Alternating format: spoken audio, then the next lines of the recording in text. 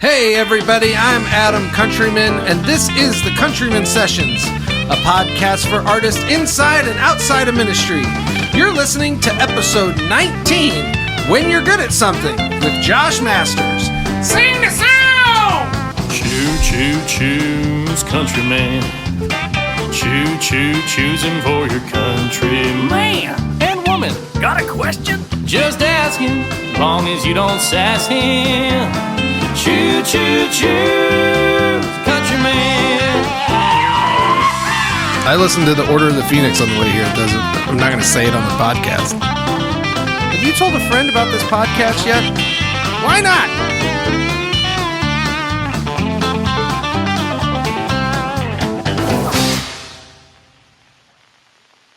Well, here we are again, the Countryman Sessions. Thanks for tuning in. Today is, maybe the pinnacle of the show, Landon. Agreed. Like, it could possibly be the greatest day in Countryman Sessions history. All downhill from here. It's at least the most handsome. I think we can say it's the most handsome. And my good friend, I have friends, Josh Masters is here.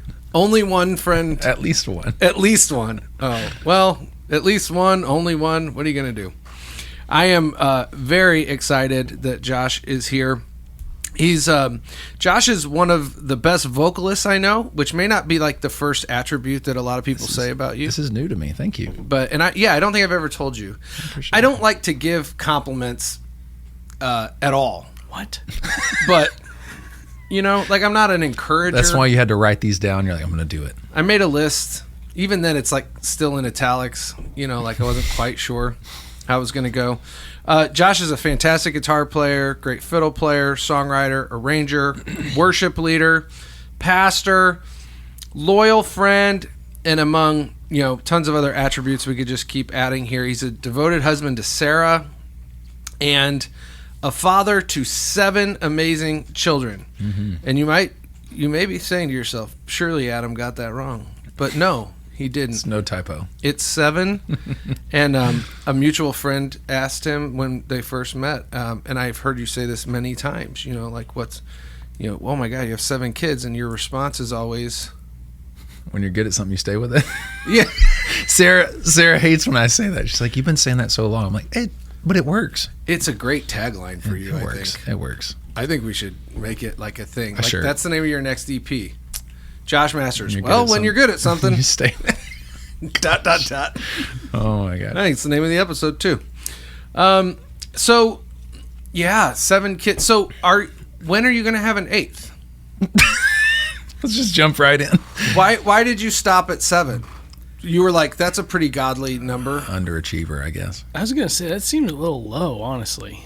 Yeah. Yeah, so what's funny is it's going to make it seem even a smaller number. Our brother and sister-in-law have 14 kids. Wait a minute. Sarah's brother has 14 kids. Family. Yeah.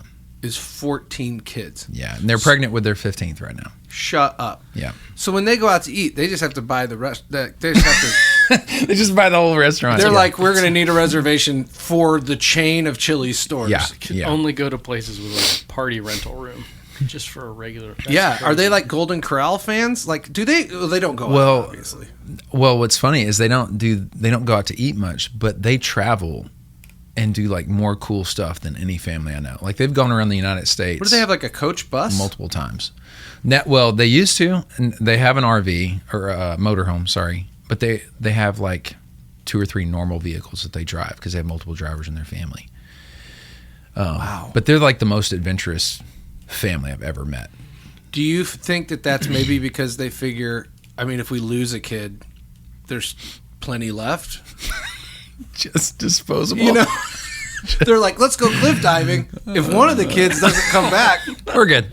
We basically get a raise. We'll be all right. Is that kind of the mentality, you think? Gosh. Or is it? No? Yeah, that's not the mentality. I guess. So what's funny is all 7 of their older, within like the last 4 or 5 months, have kind of moved on and like gone to jobs or school or different things, and they're down to 7 now. So we're like, hey, we've lived right beside them on the farm, and now we're like even. It's like, hey, we have the older kids on the farm now. You guys how's it feel to have only 7 kids? You know, sometimes I think about you when I'm doing something that is, this could go a lot of ways. We're just sitting here waiting. Start. My daughter was like, "Oh, you're recording with your boyfriend today, huh?" That's what she said to me when I left the house this morning. Yeah, well, you know, I mean, there's a lot of pictures of you on my Instagram. So I was thinking about you when when I'm doing something and I find it difficult and I hate it. Like I was replacing a light fixture in the ceiling of the dining room one day. And I was like, this is the worst thing. And I couldn't get it in there, you know, and I'm terrible. I'm not handy. I can't do things by myself. I'm relying on everyone and everything else to do things for me because I'm terrible. And I thought about you when I was doing that. And I was like, this is the kind of thing that if Josh were doing it, it would have been done an hour ago, and he would have laughed at me and called me an idiot for not doing it myself. I'm like, if I call someone to do this, I'll have to tell Josh about it, and then Josh will make fun of me relentlessly till the day I die because I couldn't do this. Like if I was like, well, I'm having a fence put in, he'd be like, having it put in? Excuse me? Yeah, you should put it in yourself. Yeah. Or you should have more kids and have them put it in. And there lies the secret, I think. Yeah. But I'd have to have different kids. My kids could not put a fence in. So why we stopped at 7, on a serious note, why we stopped at 7 was we thought we were done at like 4 or 5. Like I think just from a logistic standpoint, we're like, well, maybe we're going to be done. And after each one of those kids, we just never felt a peace in our spirit, man. And after the 7th one, I remember looking at Sarah and be like, I kind of feel done. I feel a peace about being done. She was like, me too. And so we were done. That was it. Did you have that conversation while she was still recovering? Or was it like after? It's like maybe a couple of days after. So she's got like the pains. And she's still like in bed and you're like, I think we're done. She's like, I think so too. I think so too. Well, okay. So back to what we're doing here. I mean, this is the longest introduction ever. I don't think so. I think we could do an episode just as an introduction of you. But you're kind of like the Secchi's guy. So I think we met 5 years ago. 4, 5 years ago. Probably. I've been with Undercover. It was at the beginning of that when I started with them, and that's been about 4 or 5 years. Yeah, and you're just always a first call guy in my mind, like. Because you're multi-talented, and we'll get into this in a little bit about being a multi-instrumentalist and you know what that brings to being a sideman and things. But I want to start with one of my favorite Josh Masters stories. Okay. So we were preparing for the big national youth gathering thing, and I was in a meeting, and we were designing. We were designing the flow of each night, and I had, along with I'm sure some other input, or maybe it was just my idea. I don't know. It was a great idea, so it was probably mine. And as always, we put it. It was on humility, so there was this moment where we knew there was going to be this satellite stage, and we needed somebody to sing this hymn. And for some reason, like in my mind, like I pictured you doing it. And I was like, man, it'd be great if Josh could do it, you know. And then when it came time to staff the group and things, that just kept sticking in my mind. And I was like, man, it'd be great if we could get him in there to do something else. Can we justify like having violin the whole time? Like that seems weird. But as God's planning would have it, the guy who usually plays guitar for the gig ended up not doing it. And I remember sitting with you outside some stupid wedding gig crap when we had 8 hours of waiting and asking you like, hey, this gig is way too much work, doesn't pay hardly enough money. It's a lot of travel and time away from home, but it'll be fun probably. And it was. And then that came to pass, and that moment, because I wasn't on that moment either. Like I got to watch it, and it was so great. It was almost like this great fulfilled prophecy moment for me to like sit there and watch God sing through you this song that you don't normally, it's not in your normal repertoire probably. Yeah. But I remember us talking about it too, being like, hey, this is really about the audience singing more than it is you. Yeah. And I feel like you embodied that so well.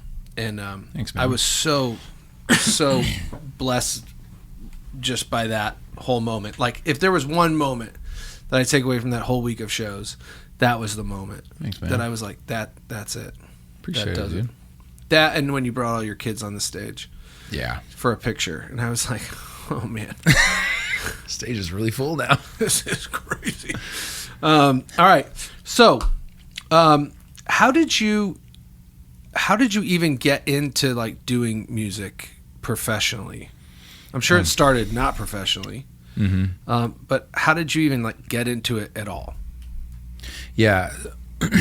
So I started playing fiddle when I was 5. My grandpa and my sister and my cousin all played fiddle, and I wanted to start playing. And My in Arkansas? No, there's no inbreeding in our family. This is in Texas. Nobody said inbreeding. Okay, sorry, continue. Arkansas. You said Arkansas. Synonyms. What are you gonna do? That's What are you gonna do? we have a lot of listeners in Arkansas, so Yeah. you guys know. We had You a lot of guys, listeners. y'all know. They tuned out immediately. Incidentally, they were all related. Just this one family. I think you got a lot of kids. There's 98 of them. Oh my goodness. Yeah. So my grandpa played, which is an interesting story. The reason he even started playing fiddle was he was a lineman, and he got electrocuted, stuck to electrical power line, and it basically, I don't know the technical term, but it singed or whatever the muscles in his arm. And the doctor was like, hey, you need to do something to regain your coordination and dexterity and kind of hand strength and all that. And so he picked up the fiddle. And from that, my cousin picked it up, my sister picked it up, and then I picked it up when I was 5. And so that's what I started. My mom and dad have sung Southern gospel for years and years. Since they were like 14, 15, they were in a band. And so it's very natural for us to just travel around. We go to like all these little churches in Southeast Texas and stuff and sing on the weekends. And we had some friends that would go around sing with us. And we go to bluegrass festivals. We did a few like fiddle contests. And then I just picked up different instruments along the way. And I think my first paid gig as like consistently as a musician was the Liberty Opry down in Texas. I was playing the fiddle I was 16, I think. No kidding. Yeah, and I think I was getting paid $300 a weekend, so like $150 a night. It was a Friday and Saturday thing. It was 2 shows on Saturday. Friday was basically a live rehearsal, and that actually I got one of my best pieces of musical advice when I was working there. The guitar player, about the second weekend, he came up to me and he was like, "Hey, just so you know, you don't have to." Actually, it was a sound guy. Sound guy came up to me and he said, "Just so you know, you don't have to play all the time." And I was like, "Okay." He goes, "You pick your little spots to play, and then the rest of the time, it's okay to just stand there." He said, "You can just stand there. It's not a big deal." He's like, I'm tired of turning you down. I was like, I don't actually want to mix, so if you could mix yourself, that would be great. That's what that was code for. That is great advice, though. It's wonderful advice, and it's stuck with me ever since. And I'm sure since then you've seen like in greener people. Oh yeah. You're like, why are they playing still? I still overplay, and so that is constantly like in my mind. And I think overplay because I get bored. I get out of the flow of the music. You know what I mean? Like you got to stay tuned in, and if you're in, then you're making better musical decisions, and sometimes that means not playing. But anyway, that was my first. That's kind of my inception into music, and then first on ramp for professional, quote unquote, paid. That's like one of those old adages, right? Like it's music's more about the notes you don't play than the notes you do. Right, and it really is. Yeah. There was a talk that Sting gave at Berkeley once where he was like, music's about what you don't play. And a lot of you should not be playing. It was like very not inspiring. It was just like, wow. That's like a backhanded compliment. Yeah. At its best. Silence might be your biggest gift. You know, it's like one of those things. Like, yeah. That's crazy. But I love that. But it's true for all levels. It really is. So let's talk about worship leading for a minute, because a lot of worship people are listening to this. Yeah. And which is that your main audience? Like, do you have kind of a target audience that you find or are trying to? You know, it's like a artist inside and outside ministry. So if you're a guitar player, you might listen to this in certain episodes and get something out of it. If you're in worship arts, you listen to something and get something out of it. If you're a painter, it's probably not for you. It's not a very visual craft, you know. That's incorrect. If you're a painter, you should listen to this every single week. As a muse. Yeah. Yeah, if we're your muse, then yeah. I'd like to have a rapist on once in a while, you know, if we can find a good rapist. Get Flamme on here? No. Well, yeah, I mean, if he would come on, yeah. You should get Harry Mack. I hear he's not up to much. Who's that? Is that P. Diddy's other name? Really? I don't know rapists very well. Do you know who Harry Mack is? No. Are you kidding? Jamie, like look it up. Jamie, Sounds like something you get at like in a McDonald's Happy Meal or something. Ooh, Yeah, no, he's great. Look him up. Okay. He does this one thing with Nora Jones that's really dope. That's how I found him. Oh. He just freestyles off the top of the dome, as they say. Does it rhyme? I don't like raps that don't rhyme. It does. Okay. It That's one thing about rhymes poetry. I'm like, so well. shouldn't it rhyme? If it doesn't rhyme, I'm like, well, I could do it. I'm doing it right now. He's like Joseph. If Joe Satriani rapped, that's him. He just like. That is a crazy thing to say. Yeah. Well, this is a crazy thing to listen to. All right. So anyway, you lead worship. Yeah. And you're a worship leader, and you've had several points in your career been on staff as a worship leader and things like that. You also have a solo project that's kind of ongoing where you release music. That's very gracious. What you mean by that is I'm an artist who writes a lot and records a lot of music and never puts any of it out. That's what you mean? I mean to say I'm looking forward to the next single. Thanks, That's man. what I was That's saying. really kind. That's really kind. So out of those things, though, like what I'm taking that silence thing seriously. do you have a preference? Like if you're like, how do you identify yourself as a musician? Do you go, I'm a songwriter and I also do this? Or do you go, I'm a worship leader and I also do this? Like professionally speaking, what's your identifier? Like for me, I say, well, I'm a music director, I'm a bassist. And then there's like all the other things are subservient to that. I would actually not classify that ID as something specifically musical. I would say, I think after doing a bunch of different things throughout my quote unquote career, I would say that I think my greatest or my identifier would be leadership or something along that line. Not specifically an instrument or a writer. I think I am all of those things and I do all of those things. But I think leadership is at the core of my being. I don't see music as necessarily the central force, if that makes sense. Yeah. I think music is the medium that God's gifted me to speak through and to affect the world through. Okay, so we'll get into something spiritual. We went through this thing. Do you know who Jamie Winship is? Yeah. I think his book, Living Fearless. Yeah. And we went through a lot of that stuff recently as a family even, and it was beautiful to watch the Lord reveal what he calls them, what he calls each one of our kids, his name. And I asked the Lord my name, what does God call me? And I think I've been in music so long, I was like resisting the idea that God would call me anything to do with music because I was kind of frustrated, irritated with music at the time.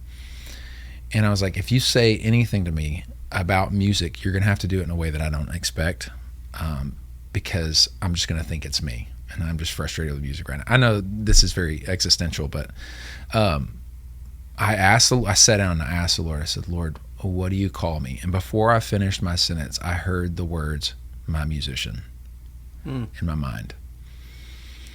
And I knew it was him. And I knew that's what he called me, his musician. He didn't call me a musician. He didn't call me musician. He called me his musician, and emphasis on his. Like, that meant so much to me, because I think I was always comparing myself against other people and trying to be the best that I could be, right? I wanted to be as good as I possibly could. I think that that's the natural inclination for any person, but a creative especially, or anyone who's passionate about their craft.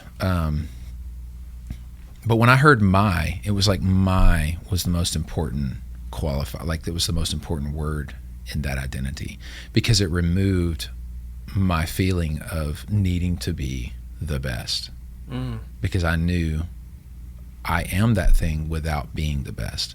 And I think that's the hard thing about being a musician, is we feel like we've got to be the best, or we've got to accomplish or get to a certain status before we are the thing, which plays into the whole, what do they call that, where imposter syndrome? Yeah. You feel like an imposter, it's like it just cut all of that off at the knees.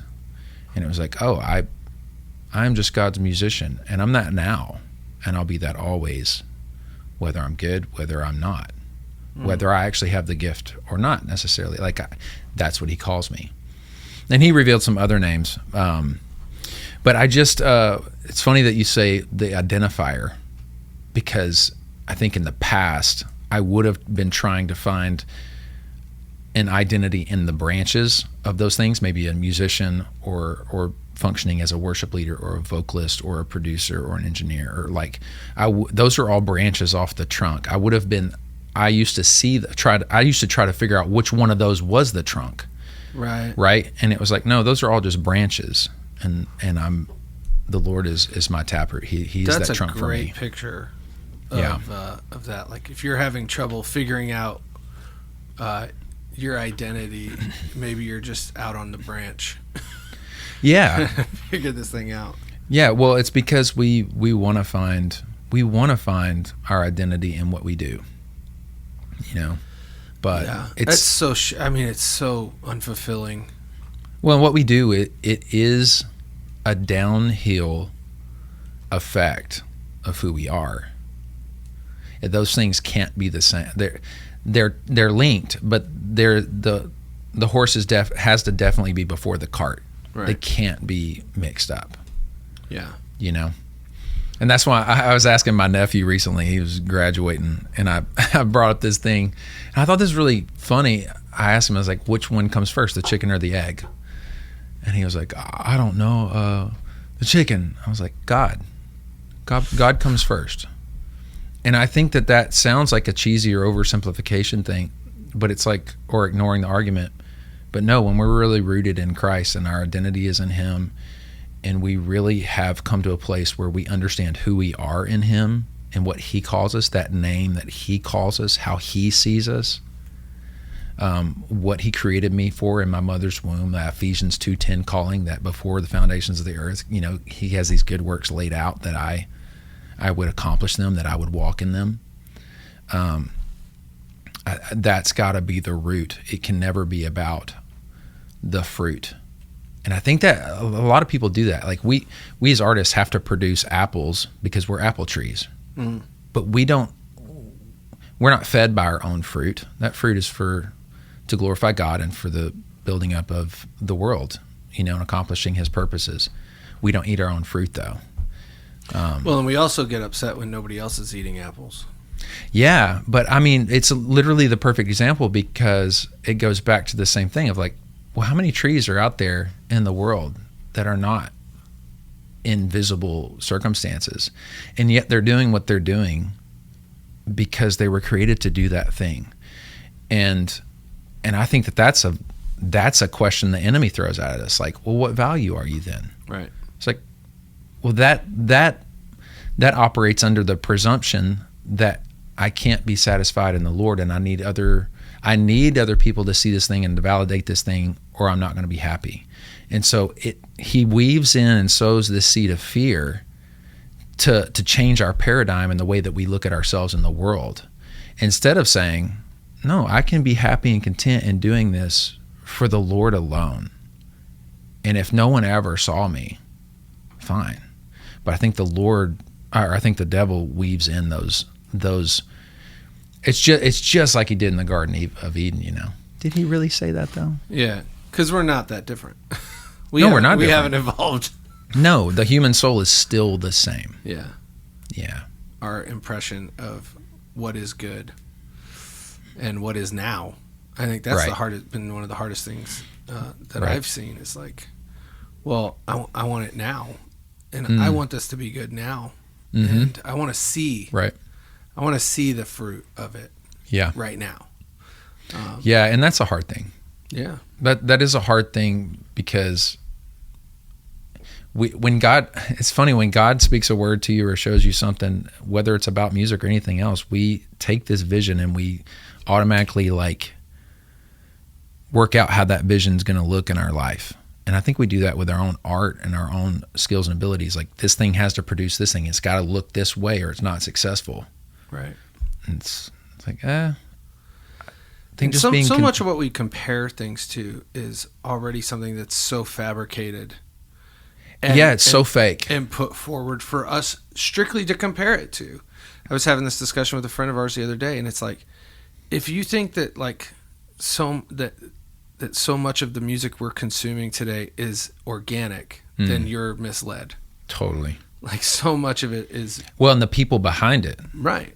It is a fabrication. And the only way to really realize that is to be an artist and be challenged with, okay, if I want to get to the next level, I got to jump through these hoops. I got to get on the social media treadmill. Yeah, but I think it's even that way in worship music and in the Christian music industry. And I think that you can go, well, then I'm not going to listen to that anymore. Or we're not going to sing those songs anymore. It's like, well, God can redeem and use those things. But it doesn't mean that they came up for that intent. All truth, I always say this, all truth is God's truth.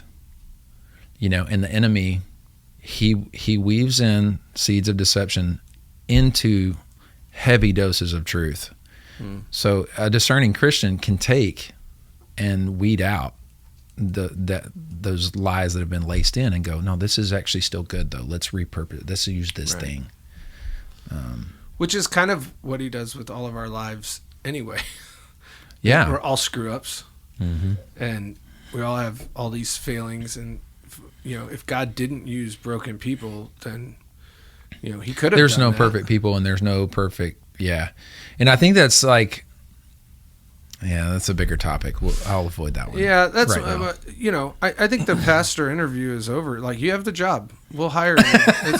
I think you've said all the right things. Sorry. And, no, I'm not sorry. No, don't be sorry. It's great. Yeah.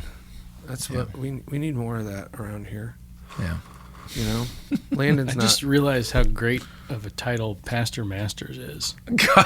Oh man, Nolan, right. Thank you, Nolan. If Nolan is out there listening, I just would like to officially thank him for dubbing me. I'm pretty sure Pastor that happened Masters. at the gig where It did. We yeah. were playing a show, and this little old lady, sweet little old lady. This is a wedding, by the way. Tried to exit the room, and so what happened was she was on the dance floor. She was on the dance floor, and but she was fell walking down. across it, wasn't she? Or was she? I Dancing? think she was dancing.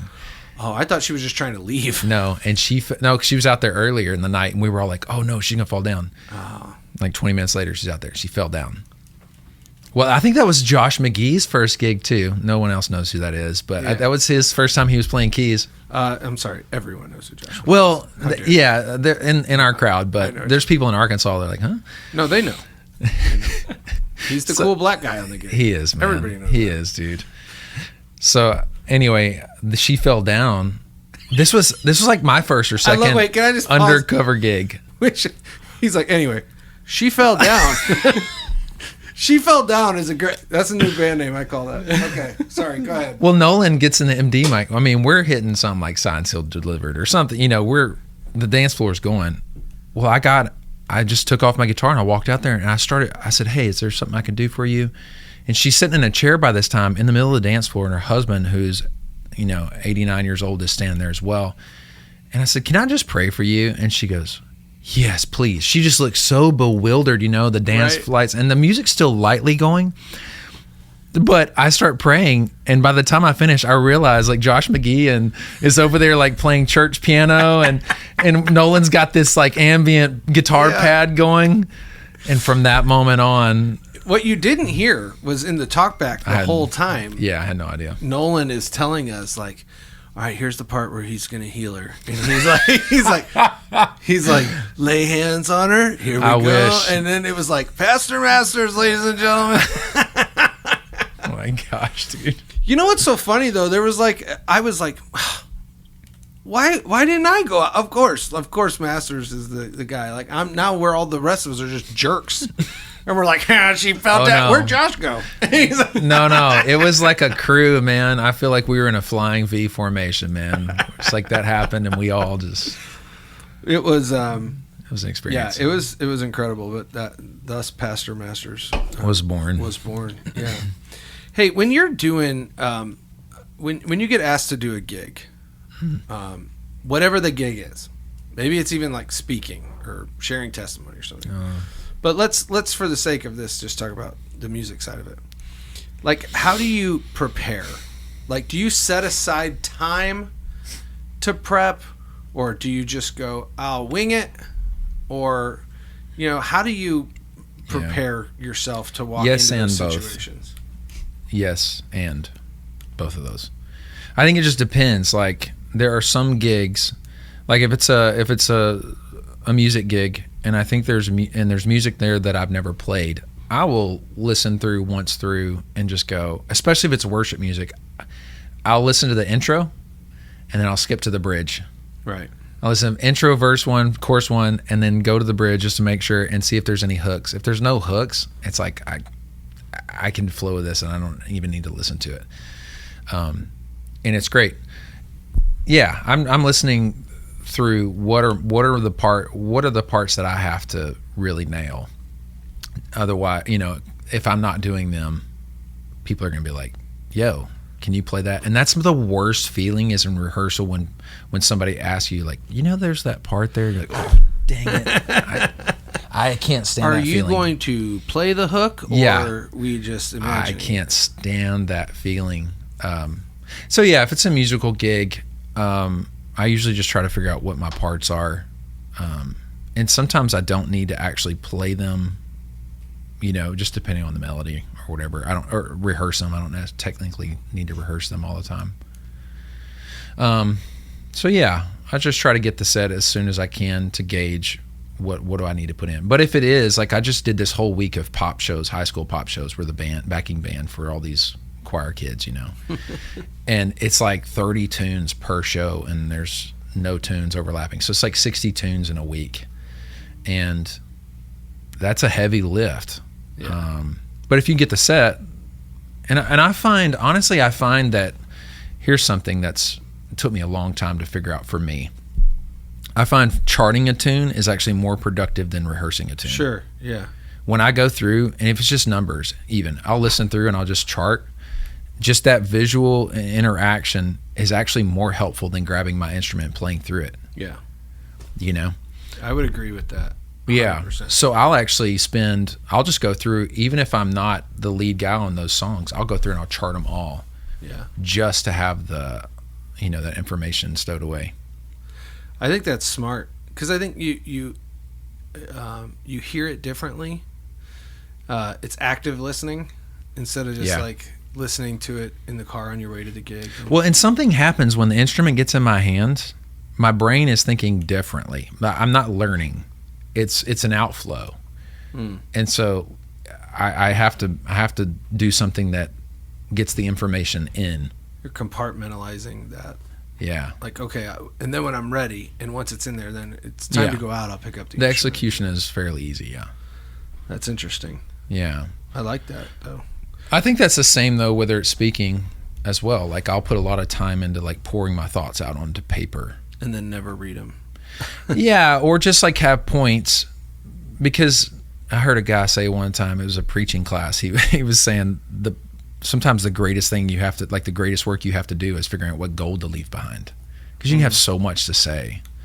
Like this podcast, I've probably already said way too much, Yeah, you're out of gold. Yeah, I didn't make notes. Can I use yours? No. Okay. You can't.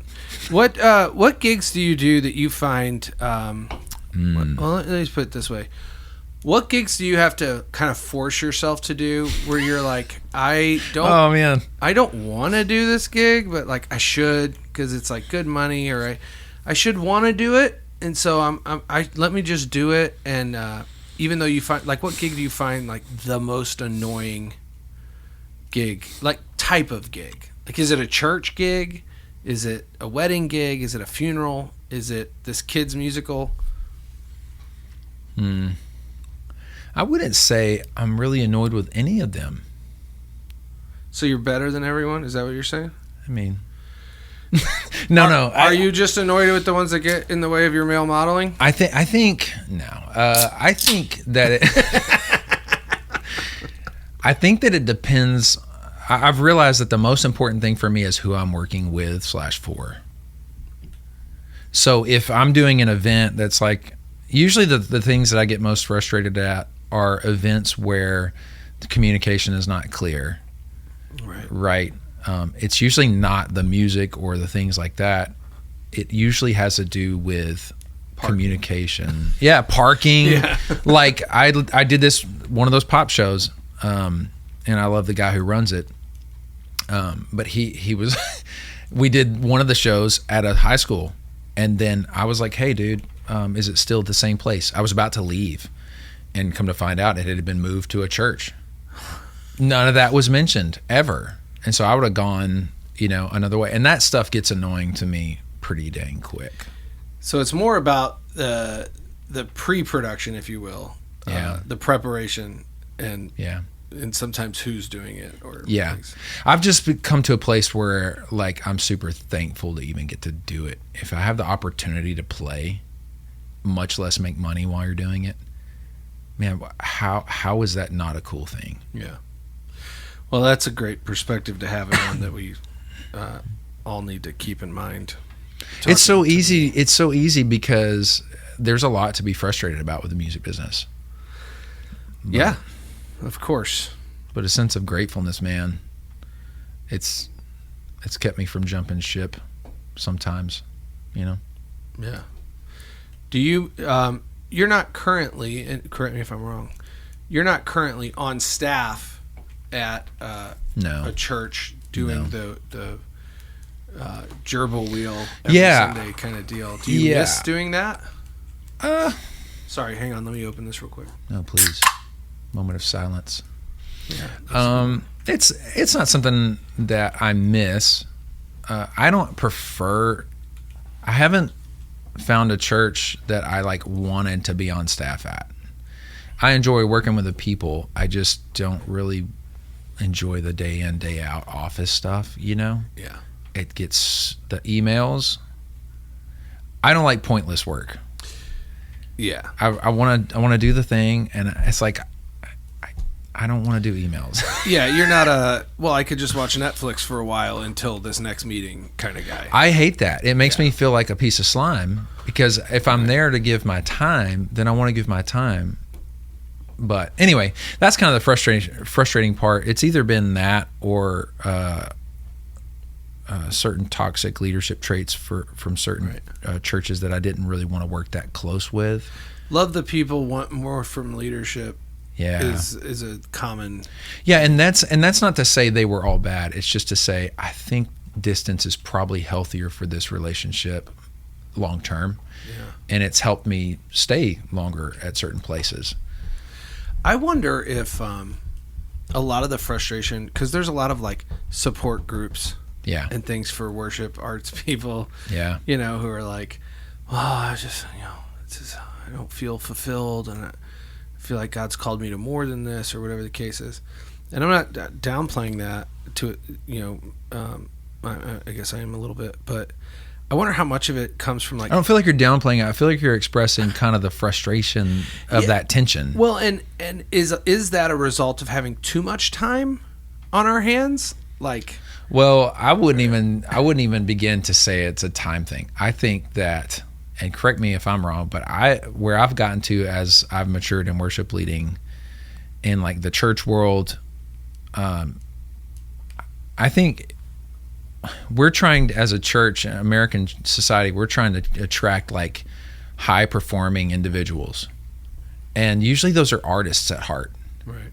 which may have a call to worship leading, but may not know how to walk in that and have that specific heart for that specific thing, and realize the artist heart and the worshiper heart are not a full overlap. Yeah. They overlap a little bit in that the skills are similar. The hearts are different. They manifest themselves in the thing that's evaluated. Yes, but the problem is, I think people use this verbiage like, we need creatives, so they show up to the gig thinking to the church, they think, well, I got to be as creative as I can. That's the way I glorify God. And it's like, no, that's not really. The church doesn't always need more creativity. Sometimes they need steadiness. Sometimes they need familiarity, and they need somebody with wisdom to know where the congregation's at, socially, spiritually, age, economically, right? All they need to have a thumb on the pulse of, or a finger on the pulse of the holistic church, and go, okay, well, how do I feed this church with spiritual, musical nourishment? How do I bring my artistry to that, and not go, how does the church facilitate my artistry? And I think artists are asking that. They show up and they go, well, I'm getting a salary, I can buy equipment, I got a band at my disposal, I've got a stage every week. Right. And they think, and I don't think they mean to do that consciously, where they go, the church is now serving me, but I just see it happening. Isn't that why you brought me here? Yeah. And it's like the church is now facilitating them instead of them showing up to facilitate church. And I know that's going to rub some people wrong, but I think, or it might frustrate certain artists, because they're going to go, well, but this and that. But I'm just telling you, as somebody who's been there, the quicker you can come to a place in serving a body of believers where you've kind of pushed yourself, not even on the back burner, but off the oven, and just go, okay, I'm here to help you sing to the Lord better. Right. Our number one job. My number one job. And here's the first rub. Just play old stuff. Yeah. Like, don't do new songs. I'm not saying don't ever do a new song. I'm saying wait till a song has kind of become old in the world. Like, wait till it's a year old and then introduce it, because most of your people are probably going to already know it by the time you introduce it, and what's new will at least be familiar. But if you are waiting right when the album drops and next Sunday you're like, this is the coolest thing, get the tracks and do the thing, your people probably won't have the best engagement. So how do you go about the process of that, I don't know, sort of like ego death? It's difficult. Like, is there a way? Because I feel like I'm in that process right now with worship leadership, where you've had to, you have to be the guy, you have to make the thing happen every week. You get caught up in that, and you're used to a certain response, so you do what it takes to generate that response, which is usually bringing in the new songs, making things look great, sound great, all that stuff. How do you remove, or I guess how have you removed yourself from that mindset in order to create the worshiping space rather than the production space? Yeah. Well, I think you have to work in tandem with your pastor, right? I don't want to dismiss that. Some pastors are like, hey, this is what I want. Well, a lot of pastors are like, why aren't we doing the new song that I just heard? Right, right. And that can be a thing. But I think also you have to pastor up just as much as you pastor down. You have to have those conversations where you go, hey, I'm not sure that's a great time. Let's maybe introduce the chorus as like a tag on, so that people learn the chorus this week, and then maybe let's introduce the full song next week. Things like that, where you have a strategy as a worship leader to get your people on board, and then communicating that with your pastor so that your pastor has buy-in. They go, oh, okay, cool. You actually have a goal more than just looking good or sounding good. You want everybody engaged. So I think, I don't know, man. I'm not sure how to kill the ego. I wish I knew, but that's honestly the work of the Holy Spirit. And I don't say that tongue in cheek. It genuinely is. And I think as worship leaders, we have to be willing to I think one of the things I didn't do as a young worship leader is I would get in a position where I would have conflict either with leadership or with people or with my own ideas and these kind of questions. And I would just get frustrated and be like, I know the thing. This is my belief. Instead of leaning into that and going, okay, Lord, what do you actually want me to see in this? How do you want me to move forward? And I'm just saying, dude, the Lord speaks. When you ask him, hey, what do you want me to do? How should I view this? And you get in that one-on-one time with the Lord, man, only he can change the human heart. You know, I love the verse. It's after Elijah defeated the prophets of Baal. I can't even remember the reference right now, but it referred to God as the God who changes the hearts of men. Yeah. Like, bro, out of all his names, yeah, God is the God who changes the hearts of men. You can only be purified by getting close to the fire, man. So it's assuming a posture of, hey, I don't know, but God, you know. Even though you're hired, you're in the position of being the guy who knows how to do the thing or whatever. Well, I think when it comes down, I think there's some good metrics to kind of judge your motives as a worship leader by. Like, why are you doing this song? And I answer that question honestly. If you're doing it because it's up-tempo and it's cool, okay, that's at least an honest answer. That's not bad. Right. Where it becomes bad is when you're trying to be like, but it's so great. It's like, yeah, just reveal all the things, dig up all the things that are in your heart, put them down and go, I'm doing it because of this. And there'll probably be some good and there'll probably be some, that's maybe. Yeah, I think that's a huge part of it. It's like honesty about the motive of why you're picking this song. Yeah. Don't over spiritualize it if that's not why you picked exactly. it. And that's okay. And God will honor that. Yeah. You know? Listen, we're going to take a short break. When we come back, we're going to talk to Josh about how he made all these kids and maybe some other things. So if you need some tips, stick around. Yep. We're going to go hug in the hallway and maybe use the bathroom, and then we'll be right back. Hey there, boys and girls. It's your main bench Lou again. Let me ask you, are you fed up with the plummeting quality of domestic beers and ciders? I know I sure am. What we need is an expertly curated line of kosher pilsners, IPAs, and kombuchas upon which to wet the proverbial whistle. That's why you need to try Lou's Brews today. This shit is the best. This line of kosher beers and ciders will satisfy you like 40-year desert manna with a snake bite. We got all kinds of flavors. King Saul Kolsch, Prayer Shawl Pilsner. We've even got a Honey Mead Samson Stout. We got suds for all your buds. So grab yourself a 7-pack of Lou's Brews today, wherever kosher beers and ciders are sold, for the low price of $13.99. And good luck getting your change now that, well, you know. Boy, good yartif. I think if you're going to serve fruit salad, it should have fruits that you actually want to eat. You know what I've noticed about fruit salad is they put a bunch of stuff in there like cantaloupe. You would never buy a cantaloupe and just eat it. I've never seen anybody eating just cantaloupe. It must cost 2 cents a pound for cantaloupe. Nobody's going to eat just cantaloupe, but then you get a fruit salad, half of it's cantaloupe. And you know what? When they started noticing us catching on, you know what they did? They renamed it and they called it honeydew. And now they're like, look, it's sweet cantaloupe. It's still cantaloupe. Put blackberries, put strawberries, put pineapple or something, for the love of God. Enough with the cantaloupe.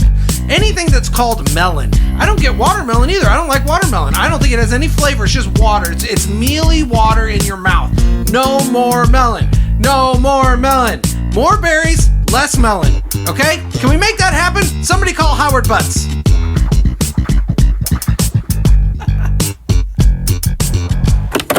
So there you go. You're welcome. Thank you. All right. I'll take 10% off of whatever you don't make off that. 10% of zero is still zero there, bucko. Yeah. But I want it all. That's so funny. It's good. It's good. It's good. It's good. It's good. It's real good.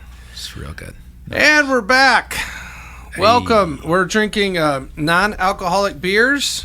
Well, some of us are. Athletic Brewing Company. Yeah, our new sponsor, Athletic. If you're listening to this, we like your products. So go ahead and endorse us. They'll never know that was a Coke. It's not. First of all, it would be Diet Coke if it was me. It's yeah. Okay. Very funny. No, this Dude, is Diet. I'm from the era, and you are too. When Diet came out, everybody was like, "No, that tastes like it tastes too diety." I know, but now I can't have a regular Coke because it tastes like diabetes. That's probably why you couldn't put that light bulb in yesterday. It was a fixture. Whatever. Even worse. It was a whole fixture. I can change a light bulb sometimes.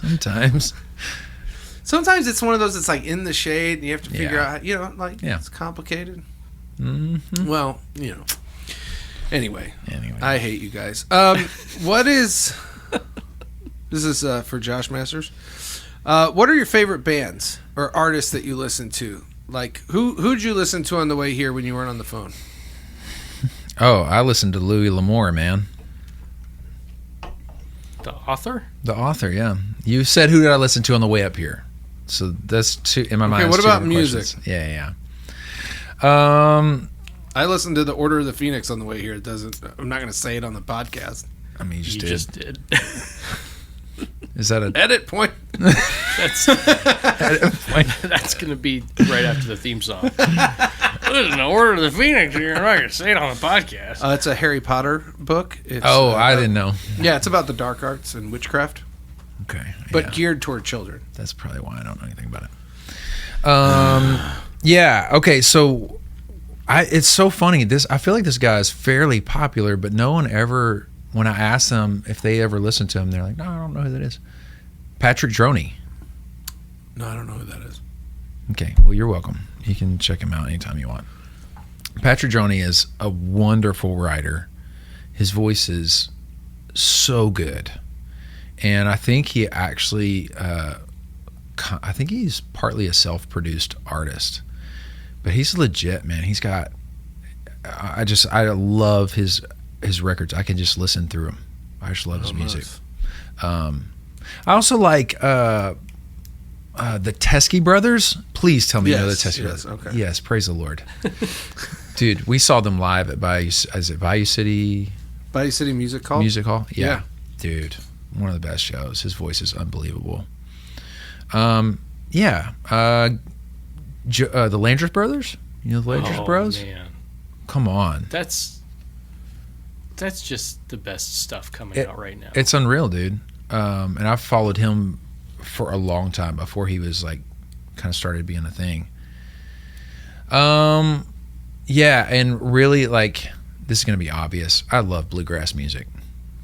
Well, obvious to me, but maybe not to all. Yeah, I love bluegrass music. So well, you do like to overplay. I do. So. Yeah, you're right. I love bluegrass and like 90s and like the first 4 years of the 2000s country. Yeah, I just love that stuff. I too enjoy 90s country, and I feel like I get mocked a lot for it, but I am down. Everyone in their heart knows it's some of the greatest music ever put out. I am down. Yeah. I love it. I think a 90s country band would do, like cover band would do so well. Let's start it. Let's do it. We'll call it Could You, Would You, Ain't You Gonna, If I Asked You, Would You Wanna, live at Dosey Do tonight. Hire my band tonight. Yeah. We'll call it the Thunder Rolls. It's funny though, I find that I don't listen to near as much music as I used to. Yeah. I don't either. I think that's a thing of just like you play a certain amount and then you're like, I'm going to listen to the radio or podcasts or I don't books on tape. Yeah. I listen to audiobooks a lot of times. Yeah. Or podcasts. I listen to audiobooks too. And it's not because I don't like music. I love music. I love creating it. Right.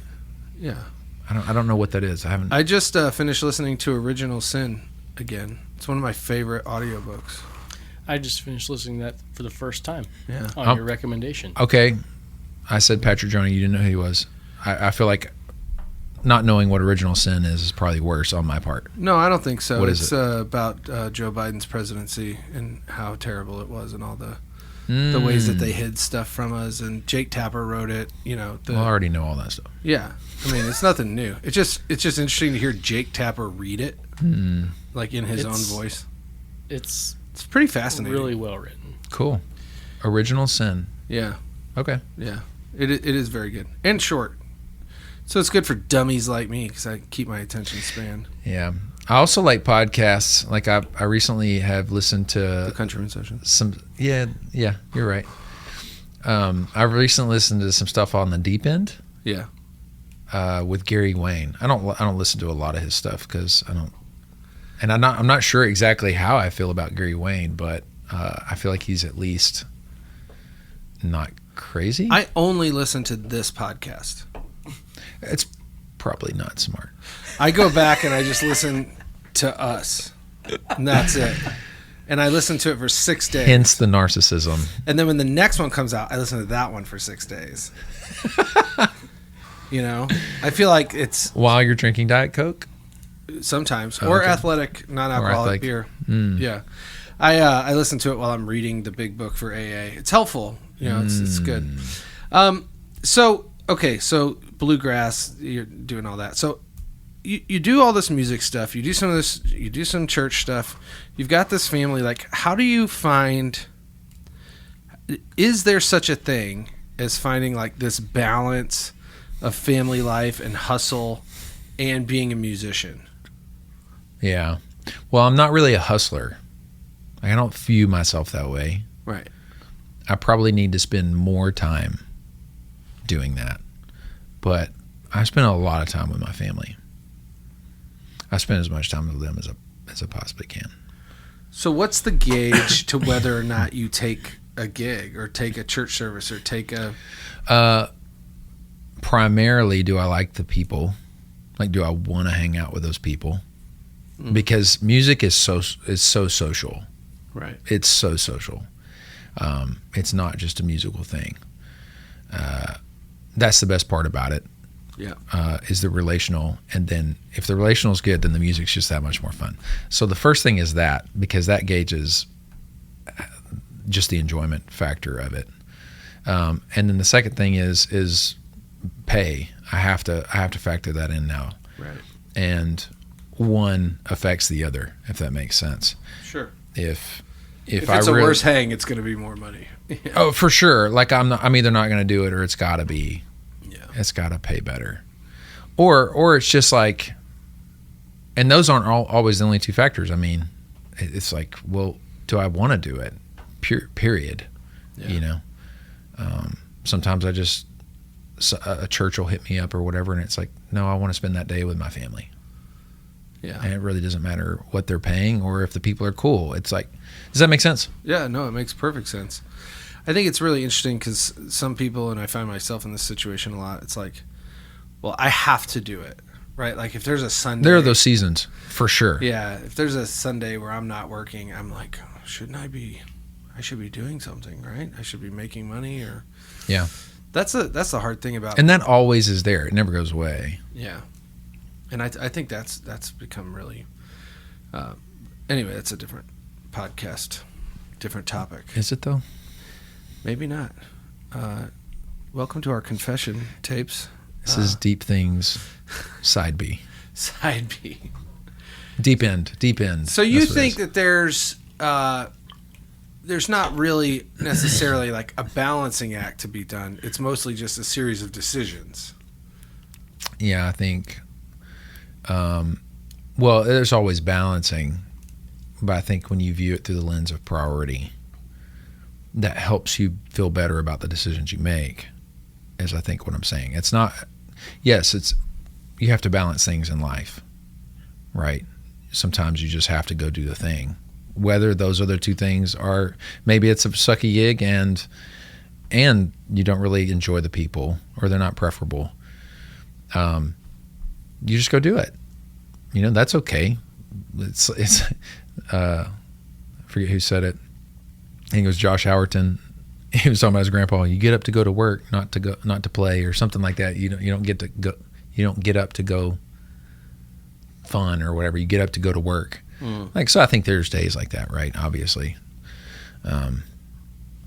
I don't know. I think you just have to have your priorities straight, and you have to be unified with, if you're married, you have to be unified with your spouse about what that is, right? And there, how you want to lay your life out and what you need to do to accomplish that, and what you're willing to give up and what you're willing to not give up.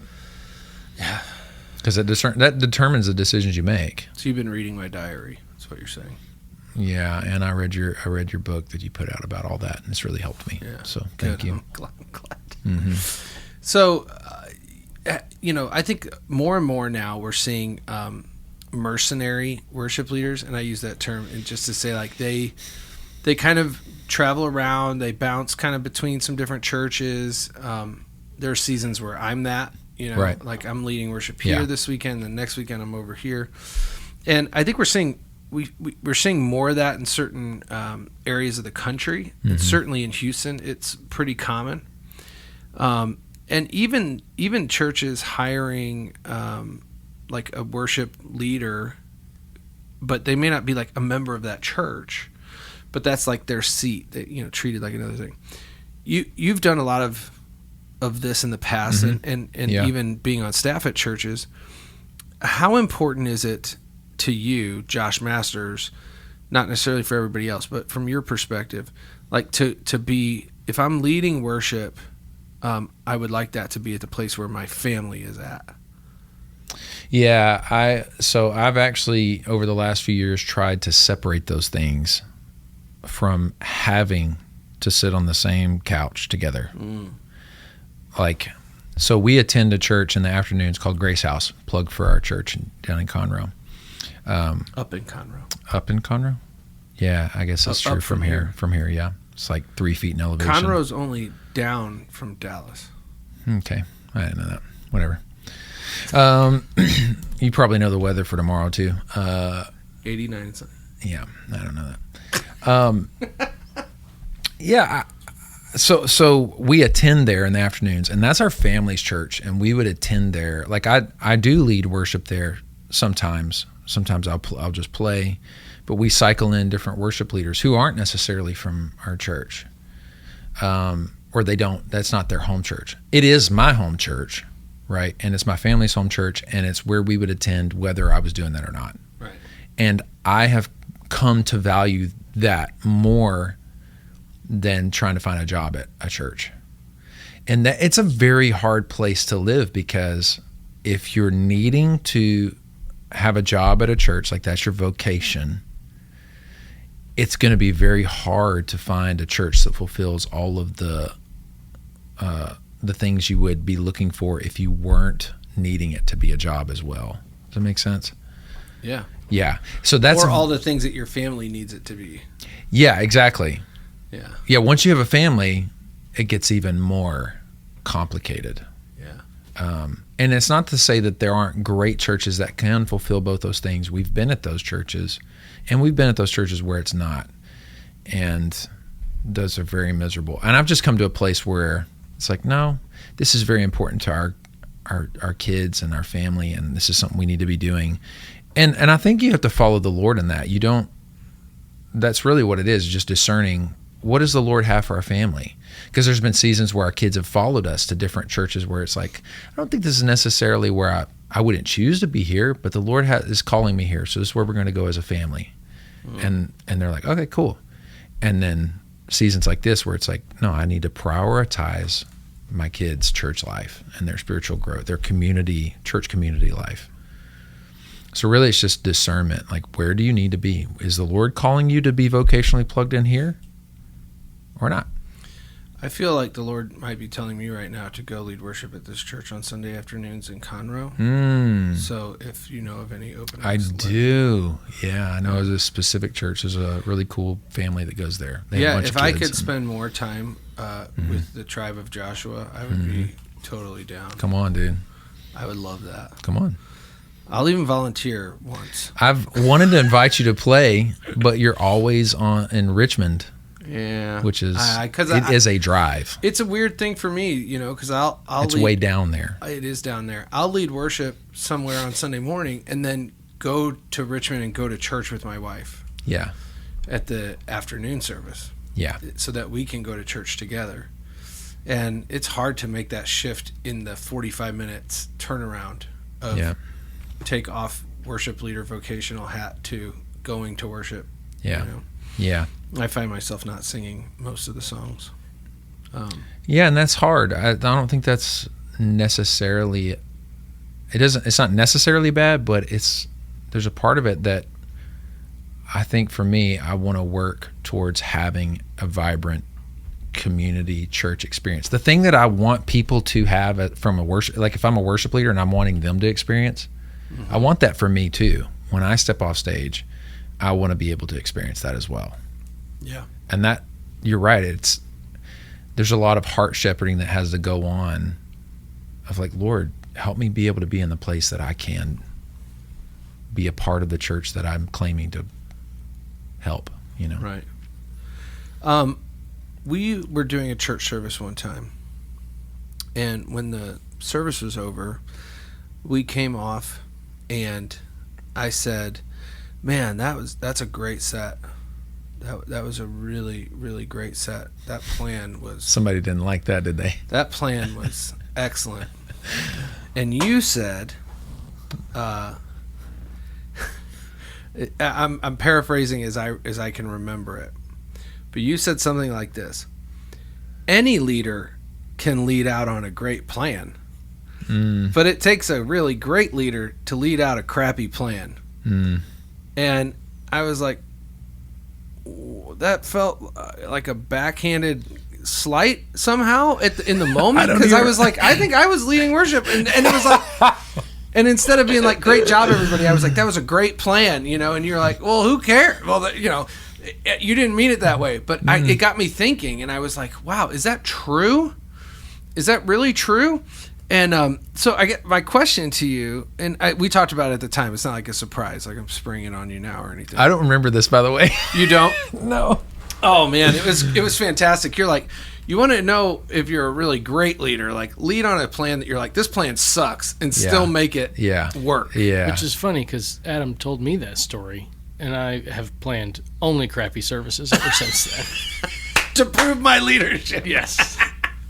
I'm going to show Josh. Can't sleep at night if I plan well. It's just, You're like, well, there's no way this is going wrong. We're doing all new songs.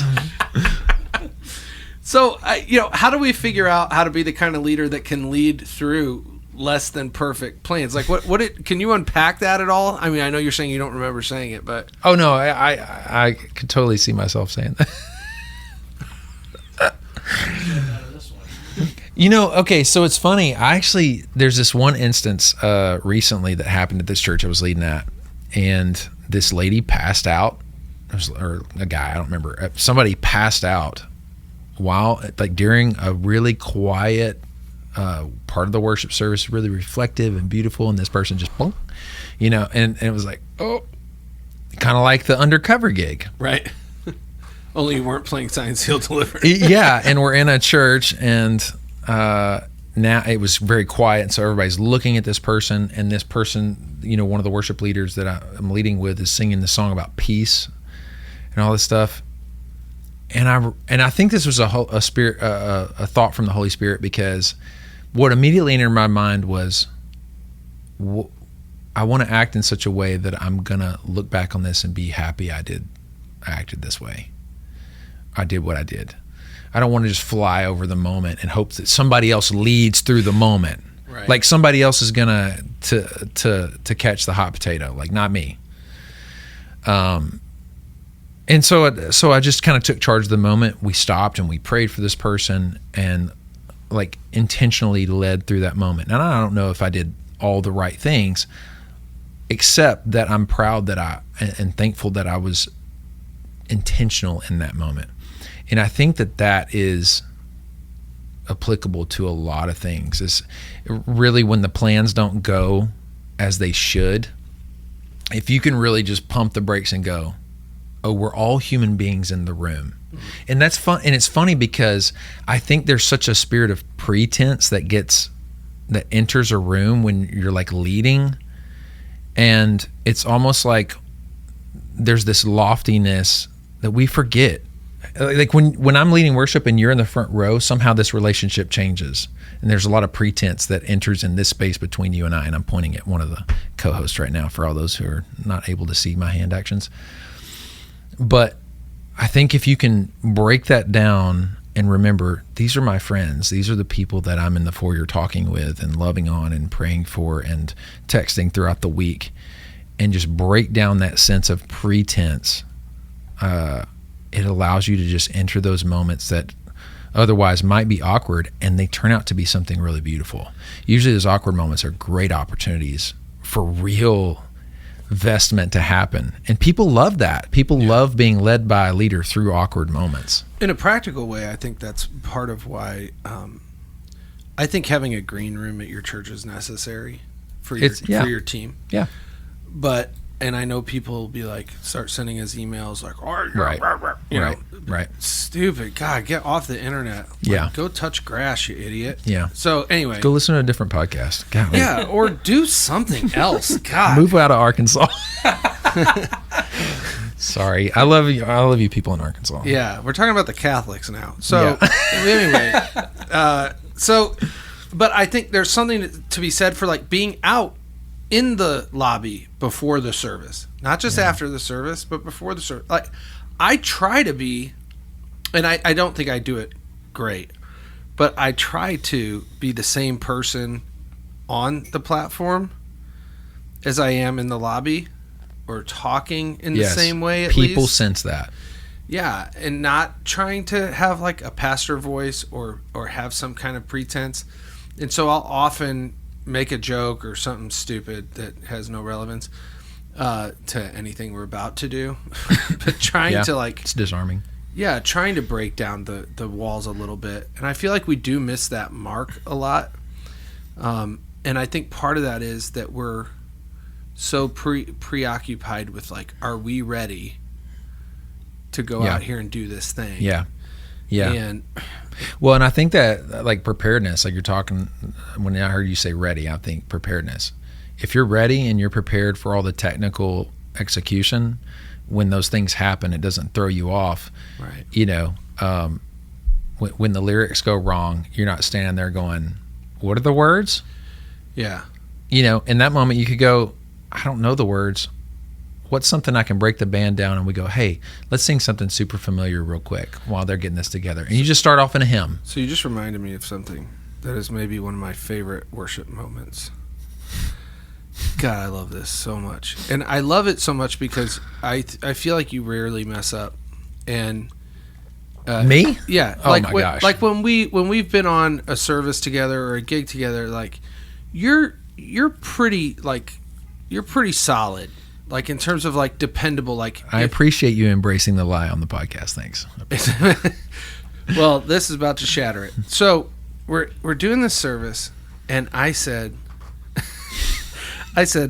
we're gonna do a new song, and we're gonna teach it to you first. All right, and it goes like this. And Josh was I was the singing one it, leading it. Yeah, and he I was know leading this it. moment. And it was kind of vamping. And I look over at him, and he looks at me, and there's no fear in the eyes, but there's also like nothing else. I was like, I don't know this song. Like if White Noise had a sound, it would have been the look. It was my face. Yeah, if you could put a face to White Noise, it was Josh's face. And finally, he goes, I don't know. I don't know this song. Maybe we're not teaching it to you. I mean, just to own the fact that, like, I don't remember this song. I forgot it. I am so man. But in a moment of honesty, it's like I didn't practice that song. I thought I knew it. Yeah. And so I didn't practice it, and that's where it bit me. Well, and it's weird when it's in a set, right? Because you're coming out of this other song, and you know a lot of these songs sound the same, or they have like similar hooks. They're just back. So, and that's always where I'm at. I'm like, is this that song? Yeah. You know, and so you kind of get caught up in that. Yes. What was so funny to me is I was so thrown off by it, and I was so in the moment of watching you that like I could have just started playing the melody or singing the chorus, but I didn't. I was just watching you as if it was a show that I was at to pay good money for. Like I'm like, How's he going to get out of this one? When's it gonna start? Josh did not want the hot potato that time. No, he did not. I just stand there with it like I don't know. It was an epic, an epic moment. But Yeah. you know, it to your point, it came off great. Yeah, everybody laughed and it was like, oh, okay, cool. I get this. Yeah, and I think that's one thing I learned from our mutual friend and amazing worship leader Chad Strader. Is he's like, just lean into the awkward, man. He's the king of He's it. so good at it. He paints a picture with awkward, man. That's the It's inspirational yeah, it really to be is. like, wow. Like, I've seen that dude kick the moment into awkwardness for like intentionally. yeah. He does that, and that's not just worship leading. Like conversationally, in any environment, he does that. Nolan loves to tell the story of, oh, my arm's bleeding. That's weird. Don't touch me. What is this, leprosy? You got the hantavirus? Thanks. That's all brought to you by Athletic Brewing Company. How did that happen? Oh, I lost my train of thought. Diet Coke. So there's a countdown in church. Yeah, it's like a scab. Keep rubbing it. Yep. Yeah. Salty? Yeah, it tastes like blood. Iron deficient or something. Okay, so anyway, Wonder if Lou has anything for that. what was I talking about? Lose Band-Aids. Get them now at any Walgreens or Dwayne Reed. And there's a countdown for church, right? And it's counting down because it's like polished church. Yeah. And it's like, Multi-campus. yeah, the countdown is going to time up with the stems counting down and this and that. And the Strobe lights. thing counts down, and Chad is just talking to some guy, like he's Probably kneeling on the front of the stage. kneeling on the yeah. front of the stage, Yep. talking to some dude about barbecue or sport or something. And the band just starts, plays the whole intro, and then the lady's like, verse 1. And he's just like, now still he'll there. stand up and he'll be like, how's everybody doing? You're like, oh, we're so on with this thing. Turn the tracks off. You're like, how come you didn't stand up earlier? And he loves it. You know, he's like, anyway, well, I ruined that moment. I So love here it we go. so much, man. Yeah, it's brilliant. He's unpredictable. Yeah, it's so unpredictable that he hasn't shown up to the podcast yet. But yeah, either way, that's fine. He's waiting until your viewership gets to a certain number, and he's like, then I'm going to come on there. Yeah, he's not aware that him coming on will boost the listenership Oh, dude. exponentially. So, Yeah. You should get the whole global village on here and just... oh man, that's a Houston shout out. I want to just close with one question. A prayer? If we could cue the music. I thought you were doing Jurassic Park there for a second. Yeah, that's what I thought. I figured it was going to be the chair, and then... Yeah. Oh yeah, it could have gone in a lot of ways. No, this is a serious question. Final question for our time together. We already know this isn't serious. I just want to know what you think is more fun. Okay. Okay. Or maybe more rewarding. Would you rather play any gig with me or go and do Lakewood again? I definitely play with you, bro. Okay. Yeah. I mean that honestly. That was Yeah. close. You can put that in the podcast. I love all those guys. I do too, but they've never invited me to go over there. Oh, it's so funny. But I mean, you know, in a way I'm grateful because I don't think I can figure out where to park. So dude, it's the worst part. There is no parking. yeah, so I'm kind of like grateful for that. There is that little corner bakery I'd like to try, but that's neither here nor there. Yeah.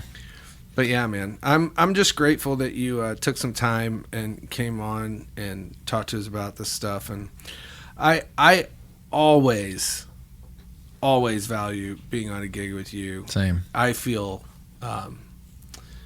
I mentioned this when J-Bake was on too, was just like there's a sense of security that comes with being on a gig or a project with people who you know not only are great at what they do, but who care about you. Yeah. And who have like a sense of mutual respect and care for one another. And I feel like we're really blessed to have a bunch of those people. Yeah.